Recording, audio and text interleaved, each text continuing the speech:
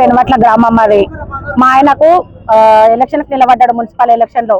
ಮತ್ತೆ ఎక్కువ మెజార్టీ కూడా నా భర్తకే వచ్చింది. 493 మెజార్టీ వచ్చింది. 625 ఓటర్లు ఉంటే 335 ఓట్లతోన 493 మెజార్టీతోనే గెలిచిండు.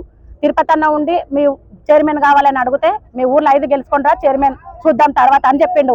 అన్న మీద నమ్మకంతో మా ఆయనని మా వార్డులో తిరగనియలేదు. మేము మొత్తం మా ఆడోళం తిరిగినాం. మా వార్డులో మొత్తం ఆడోళం తిరిగి మా ఆయనని అత్యంత మెజార్టీతోనే గెలిపించుకున్నాం. గెలిపించుకున్న తర్వాత మా ఆయనను మిగతా వాళ్ళ తిప్పి మా ఊళ్ళో 4 వచ్చినాయి. భీంపురం నాగంపల్లి కూడా మద్దూరు మండలికి సంబంధించింది. ఆ ఊర్లో కూడా మనకు సంబంధించిన పిల్లగాడే సంజీవు నాగంపల్లిలో శ్యామప్పన్న భార్య నిలబడ్డది. వాళ్ళ కోసం కూడా ఈయన తిరుగులాడిండు, ప్రచారం చేసిండు, వాళ్ళని కూడా గెలిపించుకొచ్చిండు. వాళ్ళకి ఏ సాయం కావాలన్నా ఆర్థికంగా సాయం చేసిండు. మిగతా ఓటర్ల కోసం కూడా అడిగి గెలుచుకొచ్చిండు. మా ఆయన 6 మందిని గెలిపించుకొచ్చిండు. మద్దూరు మండల్లో 2 వచ్చిర్రు. ఆ గెలవనికి కూడా వాళ్ళు తనలాడి గెలిచిండ్రు. వార్డు మెంబర్ కోసము అత్యంత మెజార్టీ ఉన్నది నా భర్తకు. మెంబర్లు కూడా నా భర్తకు సపోర్ట్ చేస్తారు.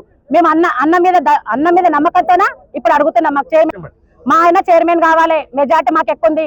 బీసీలు కూడా ఇక్కడ ఎక్కున్నారు అందరూ. మా ఆయన అత్యంత మెజార్టీతో వచ్చిండ్రు. 6 మంది మెంబర్లు కూడా మా ఆయన సపోర్ట్ చేస్తారు. ఇప్పుడు జనార్దన్ అన్నకు చైర్మన్ డిక్లేర్ అయిందని చెప్తుర్రు.